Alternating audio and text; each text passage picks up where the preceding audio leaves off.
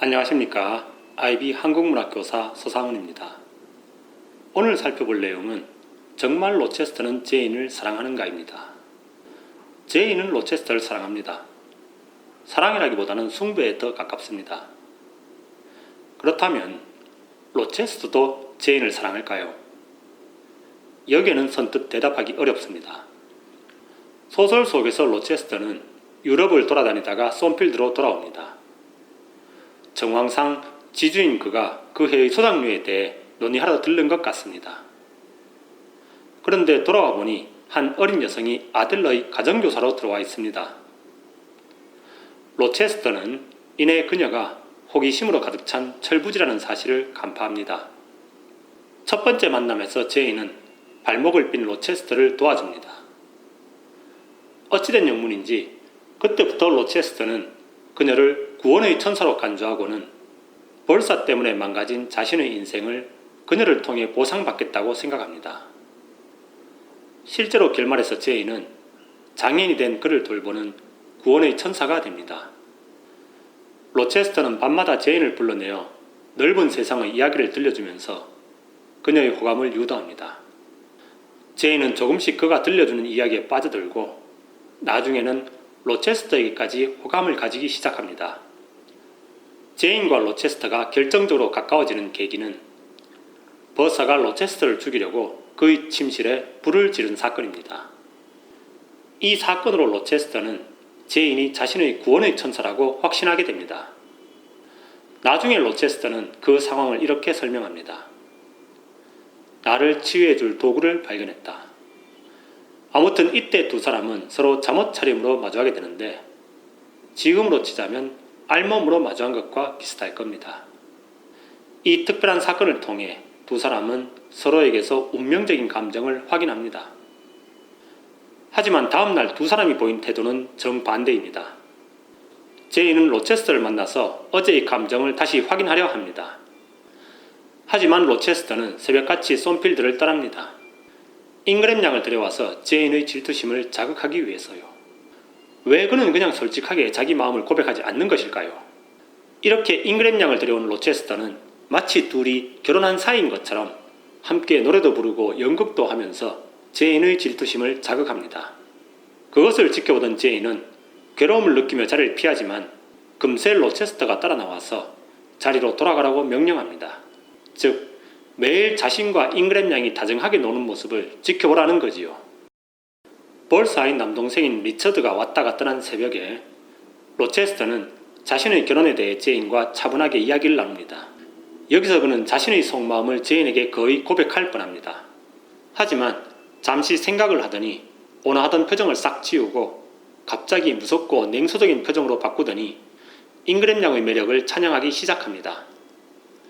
자신을 갱생시켜줄 사람은 바로 아름다운 잉그램 양이라고 떠듭니다. 그리고는 아무 일도 없었던 듯 다시 잉그램 양과의 부부놀이를 계속합니다. 로체스터가 마침내 제인에게 청혼을 하는 장면에서 그는 자신이 결혼하면 제인은 솜필드를 떠나 아일랜드로 가야 할 거라며 겁을 줍니다. 아무튼 이 말을 듣고 제인은 울먹이기 시작합니다. 그러자 로체스터는 한숨을 떴어서 거기는 아주 먼 곳이며 한 번 거기로 가면 두 번 다시 자신을 못 볼 것이라며 괴롭힘의 강도를 더욱 높입니다.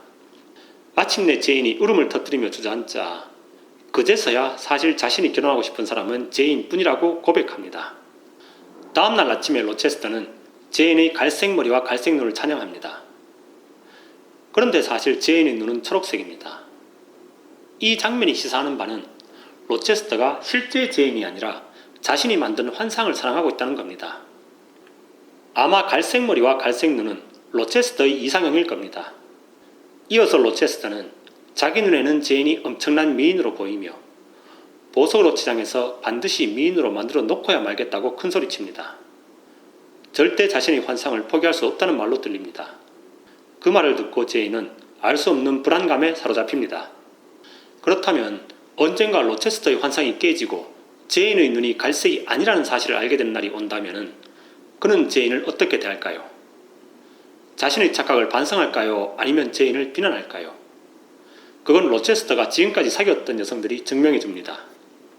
밀코트에 다녀오는 마차에서 제인은 자신을 바라보는 로체스터의 눈빛이 마치 여자 노예를 바라보는 터키 황제의 눈빛과 같다고 언급합니다. 이어서 로체스터가 말합니다. 곧 내 맘대로 할 때가 오게 되면 당신을 쇠사슬로 묶어서 목에 걸고 다닐 거요.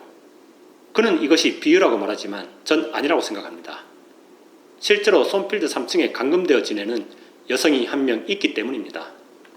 잉그램 양의 기분에 대해서 생각해 본 적이 없느냐고 제인이 로체스터에게 묻자 그는 그런 오만한 성격은 꺾어놓는 것이 당연하다고 대답합니다.